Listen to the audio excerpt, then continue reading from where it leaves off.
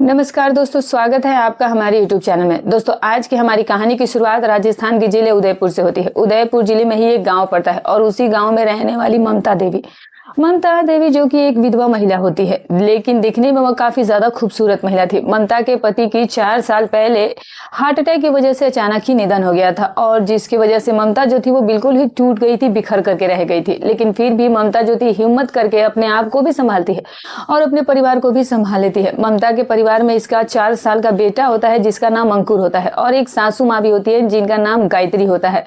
गायत्री जो थी वो अपने घर के कामकाज किया करती थी, जबकि ममता के पास अपने घर के अंदर 3-4 पशु होते हैं। ममता जो थी वो हमेशा उन पशुओं की देखभाल किया करती थी।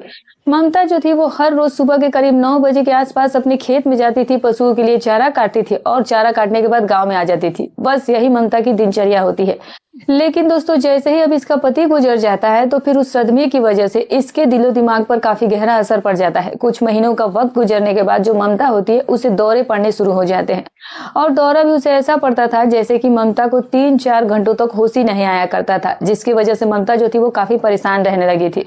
और थक हार कर इसकी जो सासू माँ होती है वो अपनी बहू ममता को लेकर के नजदीकी हॉस्पिटल में जाती है। वहां पर जाकर के डॉक्टर जब इसका चेकअप करते हैं और चेकअप करने के बाद सास को ये बताया जाता है कि आपकी जो बहू है उन्हें ऐसी बीमारी हो गई है जिसकी वजह से इसे अब दौरे पड़ने लगे हैं और ये बीमारी जो थी वो कोई ऐसी वैसी बीमारी नहीं है जो कि जल्दी ठीक हो जाएगी। इसके लिए लंबे समय तक दवाइयों का उपयोग करना होगा और इस तरह से डॉक्टर जो है वो अपने उसकी सास को सारी बातें बताने के बाद ममता को कुछ दवाइयां दे देते हैं और फिर सास जो है वो अपनी बहू को लेकर के अपने घर पर लौट कर आ जाती है। 3-4 महीनों का वक्त गुजर जाता है लेकिन फिर भी अभी तक बहू को कोई आराम नहीं हुआ था।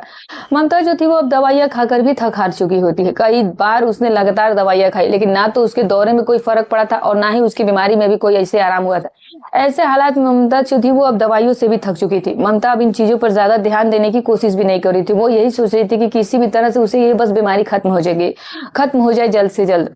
अब तो इसके बाद जो उसकी सास होती है वो अपने मन में सोचने लग जाती है कि शायद उसकी बहू पर किसी भूत प्रेत का साया आ गया है, क्योंकि गायत्री जो थी वो एक ऐसी महिला थी जो कि जादू टोने में काफी ज्यादा विश्वास करा करती थी और इसी वजह से अब सास का ध्यान जो था वो भूत प्रेत आत्मा की तरफ चला जाता है। सास जो थी वो हमेशा अपनी बहू ममता से कहा करती थी कि तुम्हारे अंदर जो है तुम्हारे पति की आत्मा का वास हो गया है जो कि तुम्हें परेशान कर रहा है और जिसकी वजह से ही तुम्हें ये दौरे भी पड़ रहे हैं। और इस तरह से अब सास के पास अगर कोई तांत्रिक या कोई बाबा या कोई पुजारी आ जाता था तो फिर जो सास होती थी वो अपनी बहू को उन तांत्रिक के सामने ला करके खड़ा कर दे देती थी। वो तांत्रिक बाबा कुछ तंत्र मंत्र विद्या करते थे, कुछ जड़ी बूटियां दिया करते थे और फिर उसके साथ से इसके बदले में अच्छे खासे पैसे लेते थे और फिर यहाँ से चले जाया करते थे। और इस तरह से इन जड़ी बूटियों का, इन तंत्र मंत्र विद्या का इस महिला यानी कि उसकी बहू पर कोई भी असर नहीं होता है। इस तरह से अब ममता भी हार चुकी थी और उसकी सास भी हार जाती है। लेकिन अभी तक बहू के दौरे जो थे वो रुकने का नाम नहीं ले रहे थे। ममता को हर तीसरे-चौथे दिन दौरा पड़ जाता था और 3-4 घंटों के लिए वो लगातार बेहोश रहा करती थी।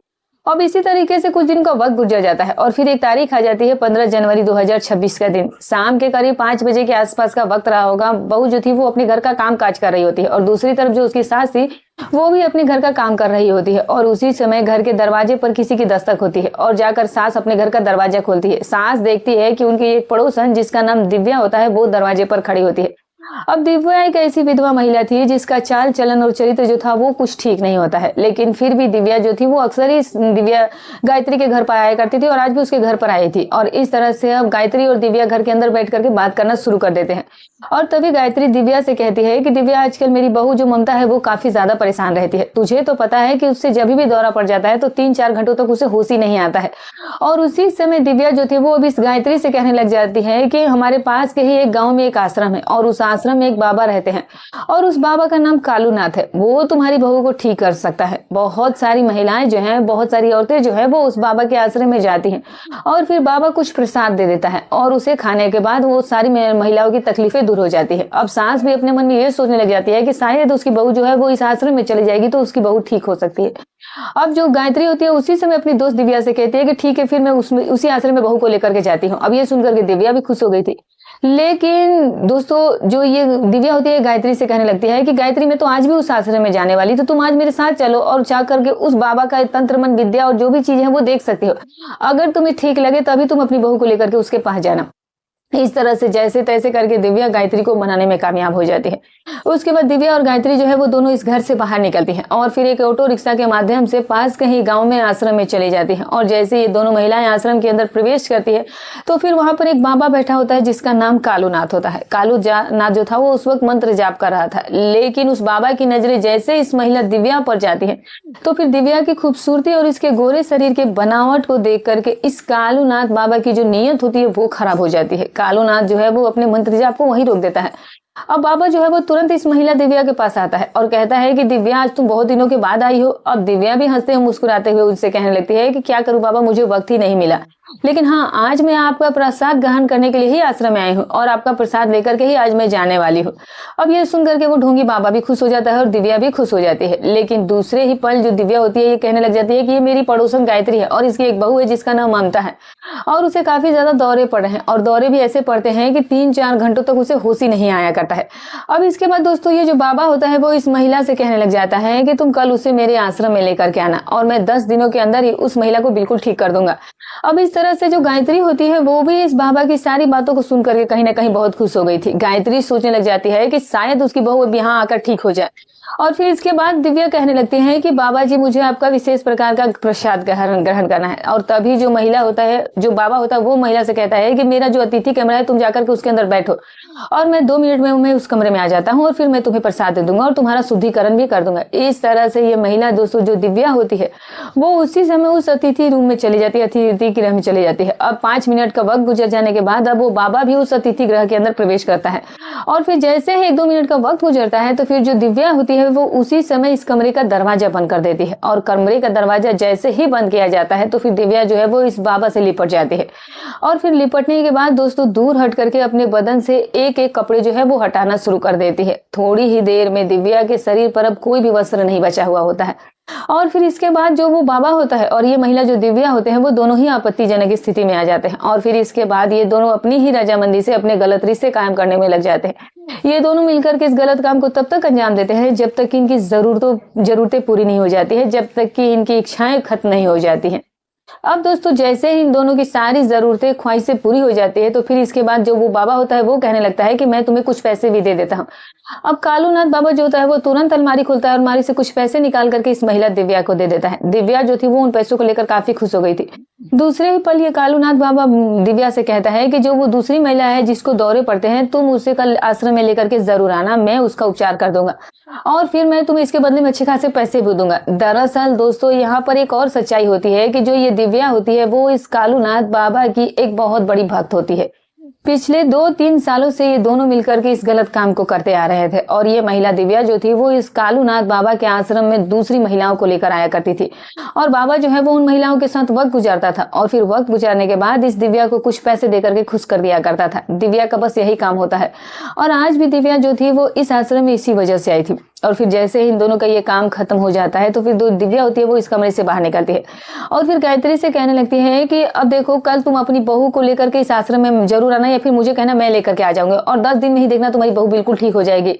अब इसके बाद गायत्री और जो ये दिव्या होते हैं दोनों ही आश्रम से बाहर निकलते हैं। फिर से ऑटो रिक्शा पकड़ी जाती है और फिर इसके बाद गाँव में वापस आ जाया जाता है। गांव में वापस आने के बाद जो गायत्री होती है वो अपनी बहू से कहने लगती है कि बहू अब तुम बहुत ही जल्दी ठीक हो जाओगी, क्योंकि मैंने आज उस बाबा को आश्रम में जा करके देखा है। वो महिलाओं को उपचार करता है और वो महिलाएं भी बहुत अच्छी से ठीक भी हो जाती है जल्दी से। लेकिन तभी बहू कहने लग जाती है कि मैं वहां पर नहीं जाऊंगी। अब जैसे ये बात वो कहती है तो फिर उसकी सास जो है वो अपनी बहू को कुछ डांटना फटकारना शुरू कर देती है। वो उससे कहती है कि अगर तुझे ठीक नहीं होना है तो फिर तू अलग ही बात कर। अब जैसे तैसे करके सास जो है वो अपनी बहू ममता को मनाने में कामयाब हो जाती है। लेकिन दोस्तों अब यही बाबा जो था वो इस महिला ममता के साथ बहुत बड़ा कांड करने वाला होता है और इस कांड की गूंज जो थी वो पूरे प्रदेश में गूंजने वाली होती है। इस तरीके से अब जैसे ही अगला दिन होता है तो फिर अगले दिन के शाम के करीब 4 बजे के आसपास का वक्त हो रहा था और ममता और गायत्री अपने घर में काम काज कर रही होती है, यानी कि सास बहू होती है जो। और फिर उसी समय उनकी पड़ोसन वही महिला उनके घर पर आती है दिव्या और कहने लगती है कि आज मैं तुम्हारी बहू को लेकर के आश्रम में जाती हूँ। और इस तरह से अब दिव्या जो है वो बहू ममता से कहने लगती है कि जाकर के जल्दी से तैयार हो जाओ और फिर हम दोनों साथ में आश्रम में चलते हैं। और तभी बहू कहने लगती है कि मैं अपनी सास को भी साथ में लेकर के जाना चाहती हूँ। अब दिव्या जो थी वो वहां पर कहने लगती है कि तुम्हारी सास का वहां पर कोई भी काम नहीं है तो फिर क्यों बेकार में ले जा रही हो। अब इस तरह से जैसे तैसे करके दिव्या जो है वो इस महिला ममता को अकेले उसके साथ जाने के लिए तैयार कर लेती है। ममता जो है वो अपने घर से बाहर निकलती है और साथ में दिव्या भी इस घर से बाहर निकलती है और फिर ये दोनों ही औरतें जो है वो एक ऑटो रिक्शा पकड़ती है और ऑटो रिक्शा के माध्यम से ये पास के ही गाँव में पहुंच जाती है। और फिर जैसे ही महिलाएं दोनों गांव में आश्रम में पहुंचती हैं, फिर वहां सीधे आश्रम में जाती हैं और आश्रम में पहुंचने के बाद जो ममता होती है वो दिखती है कि वहां पर एक बाबा बैठा होता है और उस बाबा का नाम कालूनाथ बाबा होता है। अब वो बाबा जो था वो उस वक्त मंत्र जाप कर रहा था, लेकिन जैसे ही उसकी बाबा की आंख खुलती है तो फिर उसकी नजरें जो है वो इस महिला ममता पर जाती हैं और ममता की खूबसूरती को देख करके, उसके शरीर की बनावट को देख करके, उसकी सुंदरता को देख करके बाबा की नीयत में खोट आ जाती है। अब जो ये ढोंगी बाबा होता है ये अपने मन में सोचने लग जाता है कि इतनी खूबसूरत महिला तो मैंने अपनी जिंदगी में कभी नहीं देखी है और ये जो मेरी भक्त दिव्या है वो ये तो वाकई में आज बहुत ही खूबसूरत महिला को लेकर मेरे आश्रम में आई है। इस तरह से कालूनाथ बाबा जो था वो उसी समय दिव्या को पहले अपने पास बुलाता है, दिव्या से वो कुछ कहता है और फिर उसे कहने के बाद उसे अलग से अतिथि गृह में भेज देता है और फिर इसके बाद खुद भी उस अतिथि गृह में जाता है और दिव्या को कुछ पैसे देता है। कुछ देर तक ये दोनों बातचीत करते हैं और फिर बातचीत करने के बाद ये जो कालूनाथ होता है वो इस महिला दिव्या को लेकर के ममता के पास चला जाता है और फिर दिव्या जो है वो इस बाबा कालूनाथ से कहने लगती है कि ये मेरी पड़ोसन ममता है और इसको कोई बीमारी हो चुकी है जिसकी वजह से इसे काफी ज्यादा दौरे पड़े हैं और दौरे जो है वो भी 3-4 घंटों तक इसे होश में नहीं आने देते हैं। अब तभी वो ढोंगी बाबा को कहने लगता है कि इस महिला पर किसी भूत प्रेत का साया हो गया है और जिसकी वजह से इसे ऐसे दौरे पड़ रहे हैं। और इस तरह से दोस्तों अब जो कालूनाथ बाबा होता है वो इस महिला को कहने लग जाता है कि ठीक है मैं तुम्हें कुछ प्रसाद खिला देता हूँ और फिर जैसे तुम इस प्रसाद को खा लोगी तो फिर तुम बिल्कुल ही ठीक हो सकती हो। अब दोस्तों इसके बाद जो कालूनाथ होता है वो कुछ प्रसाद लेने के लिए कमरे में जाता है और उस प्रसाद के अंदर पहले से उसने कुछ नशीला पदार्थ मिला रखा हुआ था। कालूनाथ उस प्रसाद को लेकर के महिला ममता के पास आता है और कहता है कि तुम जल्दी से इस प्रसाद को खा लो। इसके बाद ममता जो है वो उस प्रसाद को खा लेती है और फिर प्रसाद खाने के 15 से 20 मिनट का वक्त गुजर जाने के बाद जो ममता होती है वो तुरंत ही बेहोश हो जाती है और फिर इसके बाद वो ढोंगी बाबा और दिव्या जो है वो दोनों इस महिला को उठाकर कमरे के अंदर ले जाते हैं और कमरे के अंदर ले जाने के बाद इसके कमरे का दरवाजा बंद कर लिया जाता है। अब जो दूसरी महिला दिव्या होती है वो आश्रम से बाहर जाकर बैठ जाती है और पहरा देना शुरू कर देती है।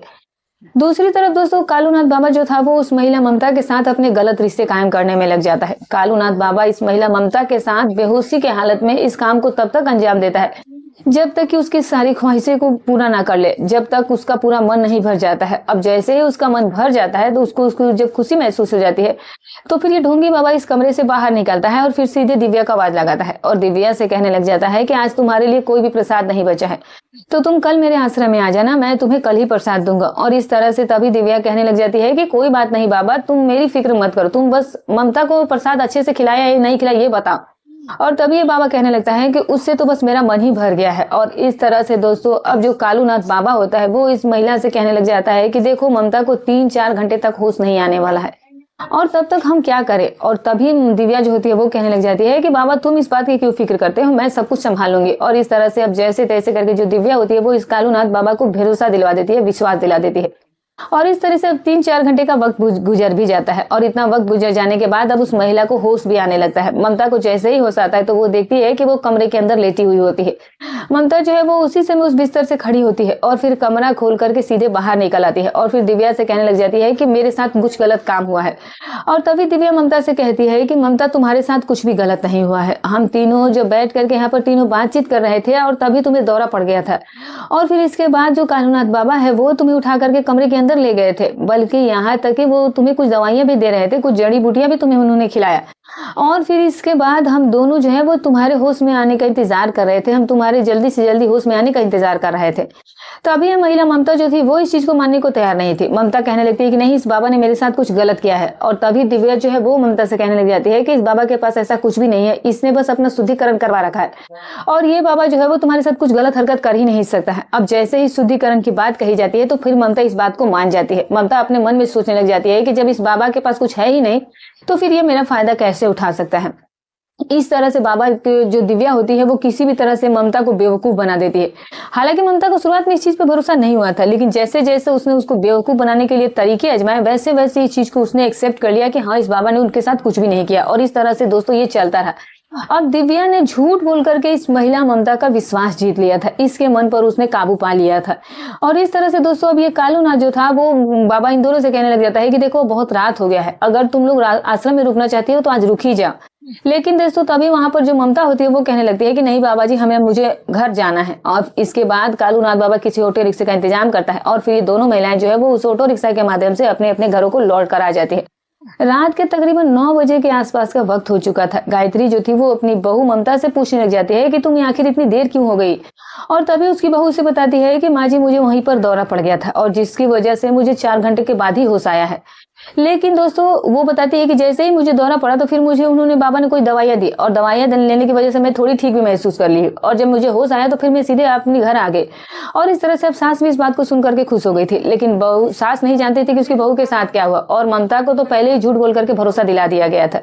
इस तरीके से दोस्तों अब दिव्या जो है वो हर रोज इस महिला ममता के घर पर आया करती थी और ममता को लेकर के वो आश्रम में चली जाया करती थी। इसके बाद आश्रम में कालूनाथ जो था वो इस महिला ममता को कुछ प्रसाद दिया करता था और प्रसाद खाने की वजह से वो हर रोज ही बेहोश हो जाया करती थी। और फिर इसके बाद वो बाबा जो है वो इस महिला को बेहोशी की हालत में उठा करके अपने कमरे में ले जाया करता था और फिर कमरे में ले जाने के बाद वो ममता के साथ गलत काम किया करता था। और फिर ये जो बाबा था ढोंगी, ये दिव्या को उसके बदले में कुछ पैसे भी दिया करता था, जिसकी वजह से दिव्या बहुत खुश हो जाया करती थी। लेकिन इस आश्रम के अंदर क्या चल रहा था ये बात ममता बिल्कुल भी नहीं जानती थी।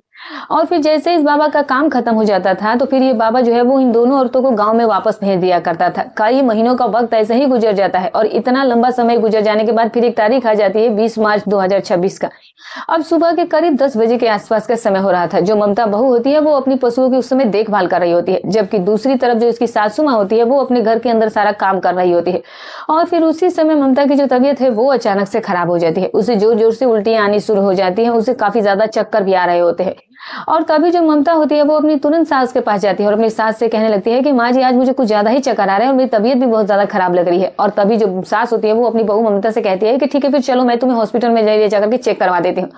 और इस तरह से अब जो सास होती है वो ऑटो रिक्शा के माध्यम से अपनी बहू को लेकर के एक हॉस्पिटल में चली जाती है। हॉस्पिटल में जाने के बाद एक महिला डॉक्टर से वहां ये मुलाकात करती है। अब जो सास होती है वो इस महिला डॉक्टर को बताती है कि मेरी बहू को कुछ ज्यादा चक्कर आ रहे हैं और इसे खासा अच्छी उल्टियां भी हो रही है और इसकी तबीयत भी बहुत ज्यादा खराब हो गई। और फिर इसके बाद महिला डॉक्टर जो है वो इस ममता का चेकअप करना शुरू करती है। और फिर जैसे ही चेकअप किया जाता है तो जो महिला डॉक्टर रहती है वो सास के पास जाती है और फिर सास गायत्री से कहती है कि तुम्हारे लिए खुशखबरी है, तुम्हारी ये जो बहू है वो गर्भवती है, वो प्रेग्नेंट है। अब जैसे ही ये बात सास सुनती है तो फिर उसके पैरों तले से जमीन खिसक जाती है। अब दोस्तों जो गायत्री होती है वो इसी समय महिला डॉक्टर से कहने लग जाती है कि मेरी बहू जो ममता है वो तो एक विधवा महिला है, कई साल पहले मेरे बेटे की मौत हो चुकी है और फिर मेरी जो बहू ममता है वो फिर प्रेग्नेंट कैसे हो सकती है, मुझे समझ नहीं आ रहा है। डॉक्टर भी ये सुन करके शॉक्ड रह जाते हैं। उसके बाद जो गायत्री होती है वो अपनी बहू के पास जाती है और बहू को वो गालियां देना शुरू कर देती है, उसको कई तरह के वो भला बुरा कहती है, उसे डांटना फटकारना शुरू कर देते हैं। लेकिन तभी बहू कहती है कि मैंने किसी के साथ कुछ भी गलत काम नहीं किया है, मुझे नहीं पता है कि मैं गर्भवती कैसे हो गई हूँ। अब जैसे तैसे करके सास जो है वो अपनी बहू ममता को लेकर इस हॉस्पिटल से बाहर निकलती है और फिर बीच रास्ते में वो काफी देर तक उसे बात करती है और फिर कहती है कि मुझे सच सच बता दो कि तुमने अपना मुंह कहाँ काला किया है। लेकिन बहू जो थी उसे कुछ पता ही नहीं था तो वो क्या बताती। ममता कह रही थी कि मुझे इस बात के बारे में जरा सा भी अंदाजा नहीं है कि मैं कैसे ऐसे गर्भवती हो गई हूँ। लेकिन दोस्तों जो सास होती है वो अपनी बहू की किसी भी बात का भरोसा नहीं कर रही थी और दूसरे ही पल ममता को ये ख्याल आता है कि वो जो है रोज आश्रम में जाया करती थी और फिर आश्रम में जाने के बाद अक्सर ही उस दौरा पड़ जाया करता था और दौरे के बाद उसके साथ जो होता था उसके बारे में उसे कुछ पता नहीं चलता था। अब यहाँ पर दोस्तों जो बहू ममता होती है वो ये अंदाजा लगाती है कि ऐसा भी हो सकता है कि जो आश्रम का बाबा है, ढोंगी बाबा, उसी ने उसके साथ कुछ गलत किया हो। और तभी जो बहू होती है वो अपनी सास से कहने लगती है कि माँ जी चलिए पुलिस स्टेशन में चलते हैं, क्योंकि मुझे शक है कि उस कालूनाथ बाबा ने ही मेरे साथ कुछ गलत काम किया है और जिसकी वजह से मैं ऐसी प्रेग्नेंट हो गई हूँ। लेकिन दूसरी पल तभी सास अपनी बहू ममता को डांटना शुरू करती है, कहते हैं कि तुम जरूर ही हमारी बदनामी कराकर ही मानोगी। अब जैसे तैसे करके सास जो है वो अपनी बहू को अपने घर लेकर के जाती है और इस तरह से 2-3 दिनों का समय जो है वो और गुजर जाता है। लेकिन तभी भी काफी ज्यादा सास उदास और परेशान थी और उदासी और परेशानी की हालत में जो सास होती है वो पड़ोसी के घर पर जाती है। और फिर दूसरी तरफ दोस्तों जो गायत्री की बहू ममता होती है वो अपने घर में बैठ करके सोचे जा रही थी कि शायद उस बाबा ने उसके साथ कुछ गलत किया होगा। और तभी जो ममता होती है वो खुद को रोक नहीं पाती है और फिर उसी समय बहू अपने घर से निकलती है, ऑटो रिक्शा पकड़ती है और ऑटो रिक्शा के माध्यम से वो पास के ही नजदीकी पुलिस स्टेशन में जाती है। और फिर पुलिस स्टेशन के अंदर एक दरोगा बैठा होता है जिसका नाम मनोज होता है दोस्तों। अब जो मनोज होते हैं उन्हें यह बताया जाता है कि वो एक आश्रम में जाते हैं और पास के ही गांव में वो आश्रम है और उस आश्रम में एक बाबा रहता है जिसका नाम कालूनाथ है। और मैं पिछले कई महीनों से उस आश्रम में लगातार जा रही थी। उस कालूनाथ बाबा ने शायद मेरी फायदा उठाया है क्योंकि मैं अब गर्भवती हो गई हूँ। अब जैसे ही पुलिस दरोगा इस महिला की पूरी कहानी को सुनते हैं तो तुरंत एक्शन लेते हैं और फिर मनोज जो है वो तुरंत पुलिस टीम लेकर के उन गाँव में पहुंचते हैं और गाँव में पहुंचने के बाद सीधे आश्रम में पहुंच जाते हैं और फिर आश्रम के अंदर से ढोंगी बाबा को गिरफ्तार कर लिया जाता है। अब जैसे ही उस ढोंगी बाबा की गिरफ्तारी होती है तो फिर उसे पुलिस स्टेशन लाया जाता है और पुलिस स्टेशन में ले जाने के बाद उस ढोंगी की काफी ज्यादा जमकर पिटाई की जाती है। अब जैसे ही उसकी पिटाई होती है तो फिर वो ढोंगी बाबा जो है वो अपनी पूरी पोल पट्टी खोलना शुरू कर देता है। कालूनाथ बताता है कि इस महिला को मैं कुछ नशीला प्रसाद दिया करता था और फिर इसके बाद ये महिला जो है बेहोश हो जाया करती थी और बेहोशी की हालत ही में मैं इसका फायदा उठाया करता था। इस आश्रम के अंदर उसकी एक भक्त भी है जिसका नाम दिव्या है और दिव्या जो है वही महिलाओं को लेकर के मेरे आश्रम में आया करती थी और फिर जैसे ही वो महिलाओं को आश्रम में लाती थी तो फिर मैं उन महिलाओं को प्रसाद के अंदर कुछ नशीला पदार्थ मिला करके खिला दिया करता था और फिर उन महिलाओं के साथ मैं संबंध कायम करता था। अब दिव्या भी इस पूरे कांड में शामिल होती है। अब ढोंगी बाबा पुलिस के सामने बताता है कि उसके बाद मैं दिव्या को इसके बदले में कुछ पैसे भी दिया करता था और दिव्या ये काम मेरे लिए अक्सर ही किया करते थे। अब इसके बाद पुलिस तुरंत हरकत में आती है और महिला दिव्या को गिरफ्तार कर लिया जाता है। इन दोनों के खिलाफ चार्जशीट भी दायर कर ली जाती है। लेकिन अब ये बात जो है वो भविष्य के घर में छिपी है कि आखिरकार जज साहब इस कालूनाथ बाबा और दिव्या को क्या सजा सुनाने वाले। लेकिन दोस्तों इस पूरे घटनाक्रम के दौरान सबसे बड़ी गलती जो थी वो उसकी सास गायत्री की थी। गायत्री ही इस कालूनाथ बाबा के बहकावे में आती है और फिर अपनी बहू को ममता को इस आश्रम में भेज देती है और फिर आश्रम में जाने के बाद ममता के साथ ये सारी घटना घट जाती है दोस्तों। तो दोस्तों ये रही कहानी। दोस्तों हमारी कहानी सुनाने का उद्देश्य किसी की भावनाओं को ठेस पहुंचाना नहीं, ना ही किसी के दिल को आहत करना है। बस केवल आपको सतर्क करना है, आपको जागरूक करना है। तो जो भी राय हो कमेंट करके जरूर बताइएगा। तो फिर मिलूंगी कल एक और नई रोचक कहानी के साथ। तब तक अपना और